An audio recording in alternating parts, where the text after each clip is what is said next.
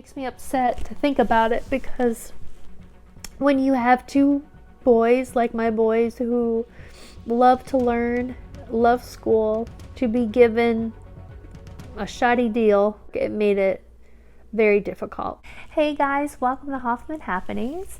My name is Nadia. I'm so glad you could join me today. So today's video is going to be a little bit different. I'm going to be talking about remote learning, distance learning, virtual learning, however you want to call it. I've really wanted to share just our experience with remote learning for quite a while now, but I really thought that I needed to wait until the end of the school year. Our school year ended actually at the end of May, and I really wanted to share this. I was really wanting to be sure that my kids got the best education they could during this time. And I know it's tough, but there was a lack of interest in remote learners. I really felt like they just wanted us all to come back, and that was their answer, and to make things as difficult as they could for remote learners, so they would make that decision to just send their kids back. Like, this is too tough, we're just sending our kids back. And that wasn't an option for us. So we made it through. I am so proud of both of my boys who made the honor roll, who worked hard, who got up every morning, barely missed class. I think they missed one day of school, 1 or 2 days, because our dog passed away, and that was a hard time for them, but they didn't miss any school. They had great attendance. They did their work. They participated. They got through it. Yes, there were times that my middle schooler was about ready to throw out the computer. There was a lot more attention put on the in-person kids than there were in the remote kids. Before I get started, let me just say, and this video is not intended to come out as, bashing teachers or, school administrators, anything like that. This is just giving our experience and in hopes to kind of educate others about what remote learning is like, because I really think it could be a good thing. I do think there's a lot of things that need to be changed to make it better. And, I just want to kind of share our experience. So just a quick background. I have 2 boys. I have my oldest, who is in middle school in 6th grade. He's 12 years old. And my youngest is 9, and he is in 3rd grade. Both of my boys are honor roll students. I'm very proud of them. I have one that made high honors, and then another one who made the honor roll. They are very different learners. I have one who is in the gifted and talented program, another one who is in special education. Remote learning really started back in March of 2020. Again, I live in Texas, so that's important to know too. But when the whole state of Texas and in the United States all shut down because of the pandemic, teachers were of course forced, to start remote learning. I'm not really going to go into why we decided to, choose remote learning. Again, it was our decision to do that. We were given an option to either do in person or online school, which is what we decided to do, just because of what we thought would have been the best way to keep our kids safe. It came down to wanting our kids to still feel a part of school. They both liked school very much. My youngest loved school. My middle schooler was starting middle school for the first time. So he was excited, to start school and all of that. And then, to do remote, it was going to be different anyway. So it was a new school, new teachers. We wanted him to still feel a part of the school. From the very beginning of school up into the very last day of school, it has been unbelievable how bad communication was, or getting information as a remote learner. Every email that was sent out always was catered to in-person learning. I always had to respond back and say, okay, but how does this pertain to remote learners? What are we doing for remote learners? How are they going to pick up this? How are they going to do this project? How is this? Because nothing was ever said or even acknowledged for remote learners. For example, so before school even started, I got word that my son, my middle schooler, sixth graders need to purchase a uniform for PE. And you have to get a outfit, a uniform to wear. It was like shorts and a t-shirt. So a notice went out about that kids need to get this, here's how much it is, or order from this website, whatever. And nothing was said. Do remote learners have to order a PE uniform? How does PE work for remote learners? So I asked. I keep getting emails. How does this pertain to remote learners? Oh, you don't have to order them unless you want to, unless you're going to come back to school. They're not needed for remote learning. Okay. That would have been nice to put on the initial email. That's a simple example, but this went on for major things. But nothing was said. Okay, for in-person kids, this is what we're doing. Remote, you have to do this. You would have to call the school or call the teacher or contact them and say, how does this pertain to remote students? How is this going to work for them? I did that the whole year. There was not an orientation, really. A lot of the teachers put out a video of them talking. Some of them didn't. And the middle schoolers, the middle school teachers, it was maybe like 2 out of the 7 that actually posted a video. There were not a lot of teachers that did that for us. I thought they could have come up with a better plan for that. We had some teachers that did. I had one teacher who was fantastic. He did a wonderful job with a video introducing himself and talking about what they're going to learn during the year. He had like a schedule. All of that was so helpful. He was the only one out of 7 teachers that did that. Jumping back to when my son was in 5th grade, you had to pick your classes for middle school. And before the pandemic happened, we actually got, information. We had an information night where we went over and just kind of, they had booths set up and you can kind of, talk to teachers, find out what specials you wanted and all that. And then you had a form to fill out that you had to turn in. And we did that. We turned it in on time, especially for picking your specials, which my son wanted to do a band for 6th grade. And you had to pick your instruments that you wanted. And he picked, his number 1 choice was drums. Number 2 was saxophone. And his 3rd choice was clarinet. And so we were told that you would have to have like an audition for the drums because they only had so many spots available, which is totally understandable. So if that was your first choice, you'd have to have an audition and all that. So I hadn't heard much all summer.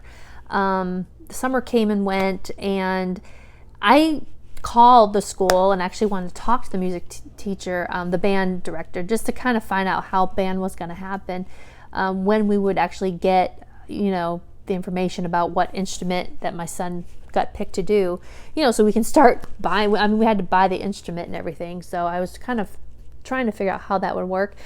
I never got a response from them. I got a very vague one finally after a few emails. It was through email, just kind of saying, we haven't figured all that out yet. We're working on it. So I hadn't heard anything. And it got very frustrating because, as time got closer, school was starting the end of August, and it was the beginning of August, and I hadn't heard anything yet. When the first day of school started, my son didn't even know what instrument that he had, and we already turned in the papers in on time. They had our paper. We didn't know what instrument, so it wasn't until the first day of school. I remember the band teacher was going like down the list, calling out people's names. Clarinet. And so it was like, what? That was his 3rd choice? What about drums or saxophones? Like, no, those are all filled. He has clarinet. And so I was like, wait a minute here. This is strange. I'm not understanding this at all because, we didn't hear anything about drums. He was supposed to have an audition. I never got any information about that. And then saxophone, why couldn't he get saxophone, So I was a little upset. When he found out he was the clarinet, I called and asked, and they said, well, we did contact you about auditioning. I never got a call, never got anything about that. So, they said they emailed me, but we never got it. So that was very disappointing. And so my son was disappointed, but he moved on, and he decided whatever, so we got him a clarinet. He enjoyed it. It was actually a very good class. The teacher was really good with remote students. Moving on though, there was a big concert that was a big part of their grade. And my son was rehearsing a lot, like all the kids. I mean, you had to learn these songs, and that was pretty much a big deal. That was going to be their big grade. There was like their Christmas concert. And so they started talking about that, but nothing was said about how remote learners were going to, participate or do this concert, how that was going to work. My son kept asking, and I would remind him, like, okay, she's talking about this during class and making it like we all have to go, and remote learners, we're not going to be going to this concert. And we started hearing about this the end of October. So pretty much through the month of November, I was emailing. They said, we're not sure yet. We will let you know. We're trying to work this out. And I understand. I thought maybe I'm just jumping the gun on this. So I'm like, okay. But it was about 3 or 4 days before the actual concert. We would get emails, and it would talk about what they need to wear, what, music they need to, get ready for or practice for, that they will need to know. And again, this is a big grade, and here's the time you need to be there, all of that stuff, how to get tickets. I'm thinking, okay, nothing's been said about remote learners at all. So I asked my son, listen, the concert's next week, can you please ask her again in class? Finally, she answered and said, if you are a remote learner, you don't have to come to the concert. And it was like, okay, so is there anything else that they can do? I mean, are they going to submit a video? And it was like, no, you don't have to come or anything. And I was like, what? I understand not being able to be there. And it wasn't like we were like, oh, my son I have to see him perform and all that. It was that there was no forethought. I could really tell they did not plan anything for remote students to do for this. They just figured they just won't do it. And I'm like, what about the grade? How are they going to grade on it? Oh, don't worry about it. They don't have to have the grade. And I was like, no, that is not right. These kids, the remote learners, have been rehearsing and practicing these songs just like the in-person kids. So, I mean, can they send a video? I mean, it's the whole process of it. When you're learning a new instrument, it's a learning experience for them. So they know this is, you've been learning these songs, now you need to perform them. They didn't even require them to do a video. They wouldn't even put their face up on the screen, none of that. So I just kept getting pushback that, I don't understand why that, your son's getting a 90 or whatever right now. I'm like, that's not really the point here. The point is he needs to do that. Can he record himself playing and give it to you? And I was like, no. I was so disappointed in the way that was handled. There are other schools across the country that had to figure out some way of doing a remote or online concert. It's not easy. I mean, you have to do some pre-recording and things in there. But there's a way to include kids. I mean, you can put their face up on the screen or have them submit a video of them doing it. I was really getting so frustrated that I felt like, I didn't get anywhere with the band teacher, didn't get anywhere with the music director, didn't get anywhere with the principal, didn't get anywhere with the superintendent, and talking to others, especially I have some friends and family that are teachers. I knew what they could do, what has been done in other schools, and that they just didn't take the time or take any effort or even want to do anything. I try to give people grace because I understand how crazy this year has been, but you got to put forth some effort here. I mean, you have to. You have kids that need this. I mean, music's important. I will just say that I did discuss this, of course, with the band teacher, with her supervisor, who was the music director. I did leave messages for the principal that weren't returned. I did actually forward my concerns to the school superintendent, who actually he was my son's basketball coach in a intramural basketball league just maybe a year ago. So the superintendent, I would think would remember my son or would know us, and the superintendent, and never got any kind of response back about this. I was very disappointed that it wasn't listened to, or I didn't get any kind of response or feedback about it. But I did pick up the phone. I had his phone number, and I decided, okay, I'll tell him directly, and I never got a response back. I believe in going through the channels, so I started calling the superintendent's office and leaving a message there. I tried emailing, didn't get anywhere, and finally I did decide to, after several attempts of reaching his office, contacted him by phone, by text, and never got a response. So just to make up for it, so he could feel a little bit like he had a concert, he did his own here at the house. We recorded it. So that's what we did. I'm gonna play some Christmas songs for you guys today. We're gonna play Jingle Bells.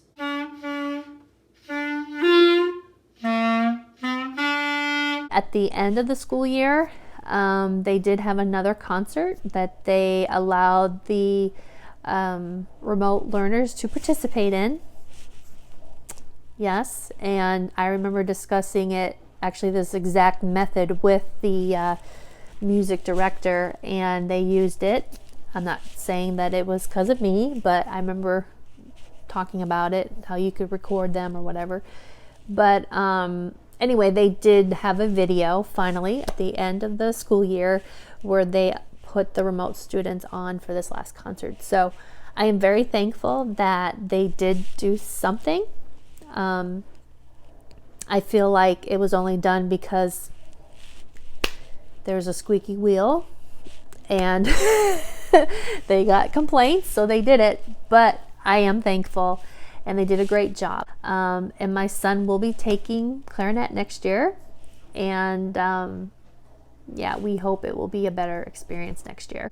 Now, of course, with remote learning, and I think everybody knows this, you're going to have technical issues. It's a given. I think what I wasn't prepared for, or didn't even think about, was just how much trouble teachers would have.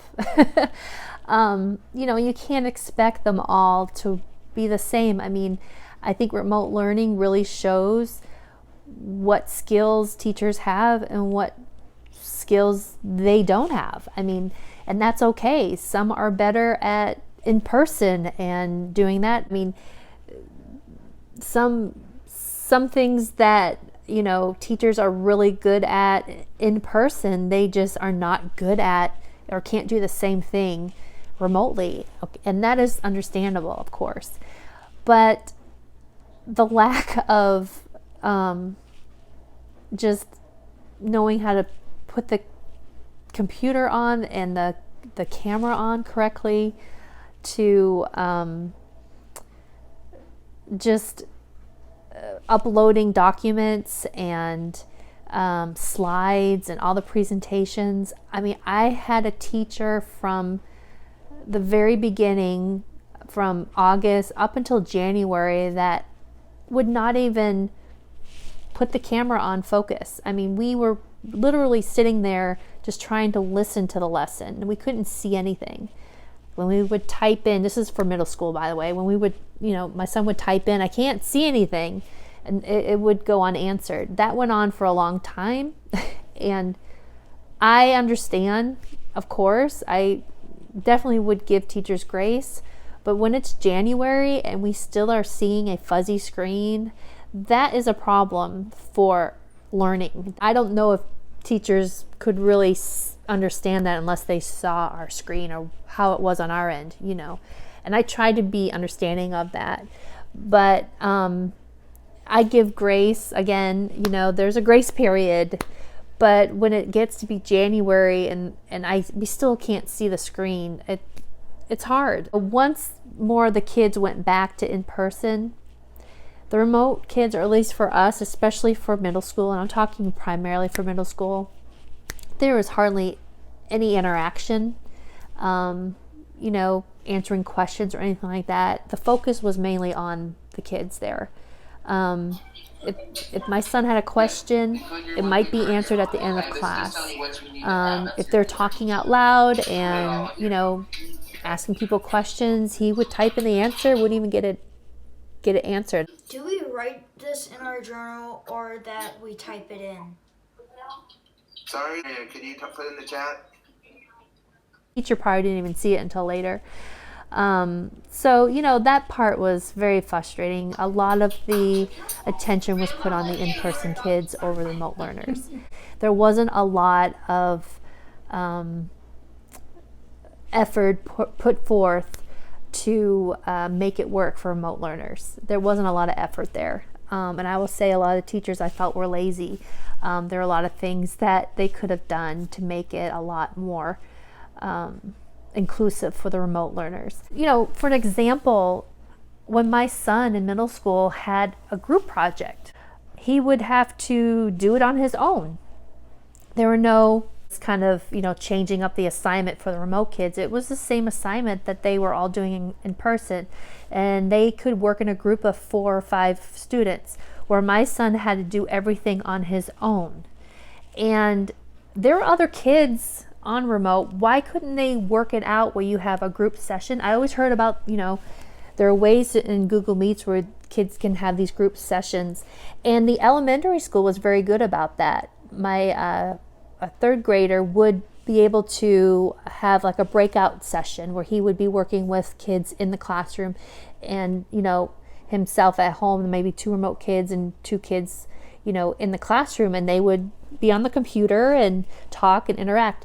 The middle schoolers, they didn't do any of that. My son never had any breakout sessions where he was in a group of kids or anything.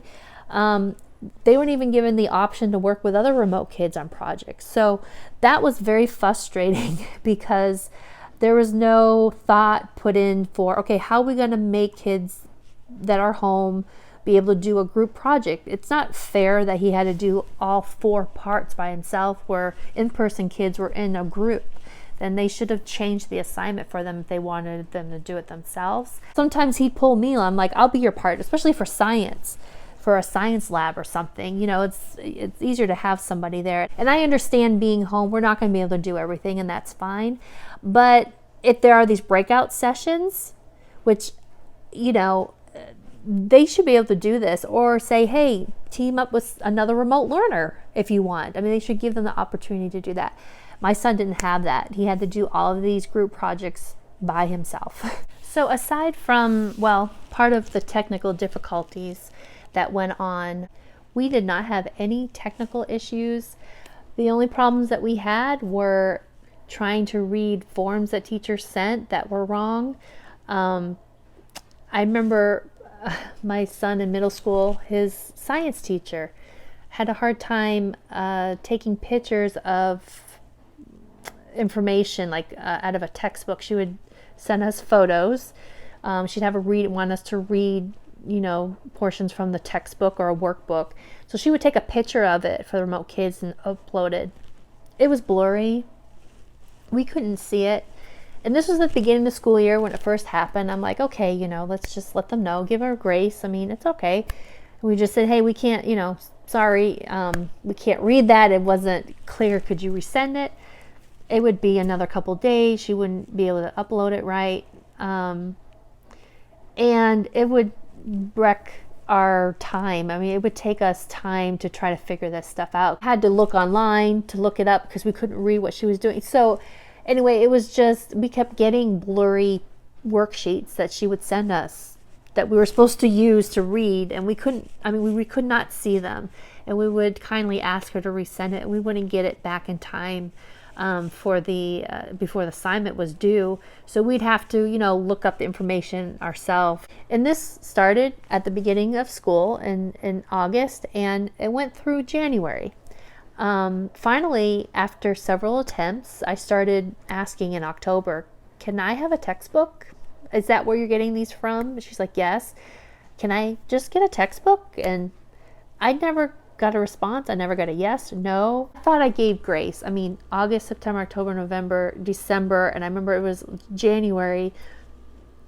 I got a call from the office from my son's middle school and said, "Oh, you have a science book here, Mrs. Hoffman, for your son to pick up." I'm like, "What?" I mean, the woman in the office thought I was crazy, how excited I was.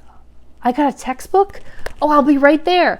And I live across the street from the school. I can walk there. So yeah, that was a little insane. Another thing that happened, I guess technical issues, was with my son, my middle schoolers, my sixth graders, math. I can't tell you how many times my son would take a test or a quiz, which was online, and the teachers have to plug in the questions and the answers.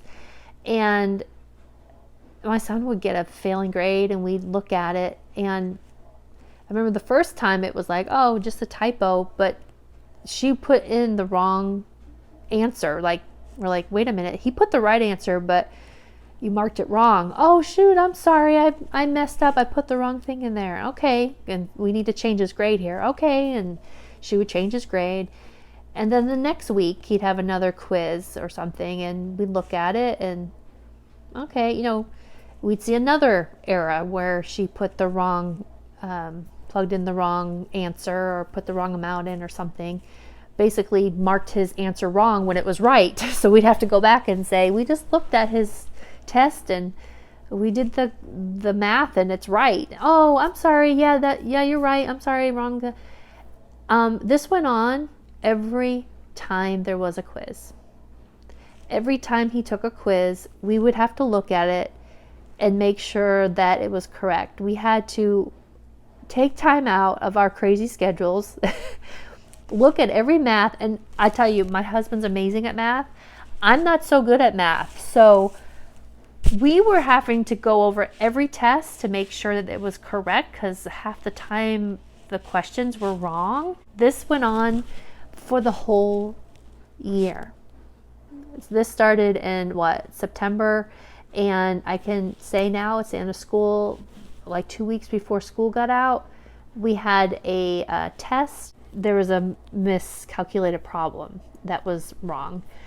I understand technical problems and all of that, I really do. But it is May and April and we're still having these problems. I had finally told the teacher, I told the principal, nothing got done.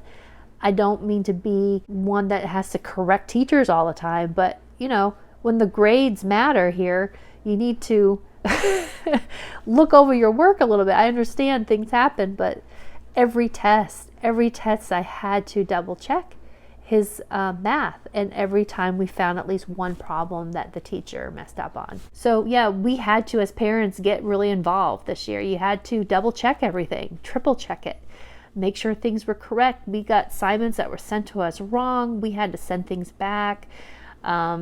It was just, I tell you, it's frustrating. And gym was a joke.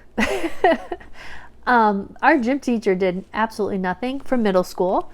Elementary school, he was fantastic. He would actually send assignments for my son to do, videos, all this stuff. I mean, I know you can only do so much, but you know, we got a outline of what, like jumping jacks and all these things to do, you know, just how much stuff to do this week, and no video to go along with it. I mean, he could have shot a video.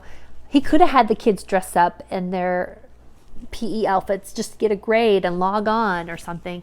Nothing was done in gym class. My son would go out and run, and that was gym, and that is horrible. They could have sent a video of the kids in his gym class doing like the warm-ups and everything so that you can visually see it. These specials are very important, these classes. Art, music, gym, PE, those are very important classes, and people will write them off, but especially for remote kids, I think it's very important. One incident that happened was with my son's teacher. My son really liked his class, and I did too. I, you know, would go in and kind of observe, and I liked the way that he handled the remote kids and the in-person kids, and my son really enjoyed his class, and he was a very good teacher.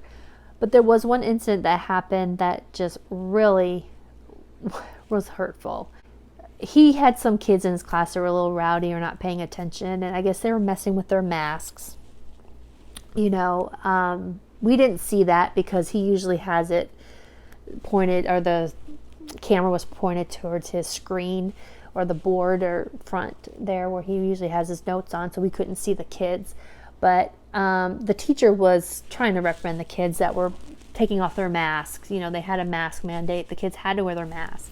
And he mentioned something like, hey, I'm not telling you again, you need to put that mask back on, because if you don't and you have to go home, you don't want to become a remote learner because you won't learn anything. Because you don't learn anything as a remote learner. And my son, I was in the room and my son's eyes went up like, what? What did he just say? He just said the remote learners don't learn anything? And then one of the kids that was a remote learner typed in something like, I guess we're stupid because we're remote learners, with like a question mark. I mean, why would you say that? He basically was saying you don't want to be a remote learner because you don't learn anything. And I'm like, are you kidding me? Like, how can you even say that? These kids learn as much as you are willing to teach and do your job. These kids will learn. You can learn from remote learning. Remote learning, I feel, just from our experience, that it is a group effort. Everybody has to put in 100% for it to work. Teachers, students, parents, the technology, everything has to be 100% or put forth some effort by everybody. And if anyone fails on their part, remote learning will not work. But if everybody puts forth some kind of effort, and I know nothing's going to be perfect, but you have to show effort, like you care. And I understand there are kids out there, remote learners, who probably didn't even turn on the computer, didn't even turn in an assignment when they had until midnight to do it. So, I understand that. But then you have kids, and I'm sorry, I will say my kids were very interested in learning this way. We're very curious about it and wanted to learn. I will say that a lot of the attitude of the teachers, especially the middle school teachers, were not very good. And I think your attitude really plays a part in it. Instead of saying, hey, we're going to make this work, we're going to have fun, or this is going to be hard, oh boy, this stinks, doesn't it? I mean, if you come on with an attitude like that and you're a teacher, you're lucky you get any kind of response back from a remote learning student. I mean, and I had teachers in middle school that were just like that.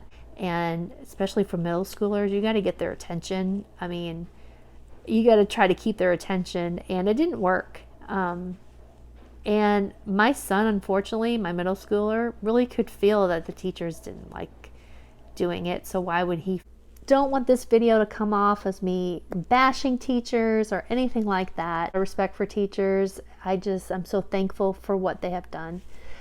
I do believe, from my experience in our school, especially with the middle school, there were some lazy teachers this year that did not want to put forth any effort for remote learning. And it was just very disappointing and sad for us.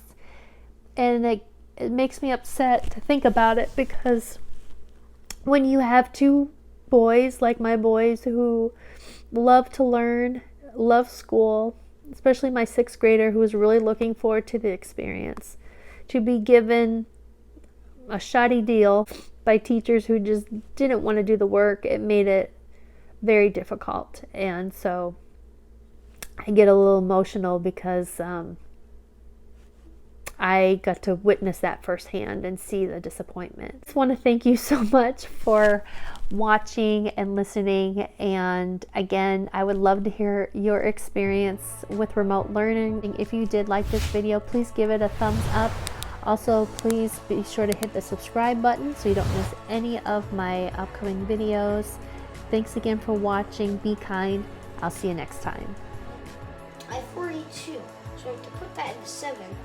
1, 2, 3, 4, 5, 6, 7, 8, 9, 10, 11, 12, 13, 14.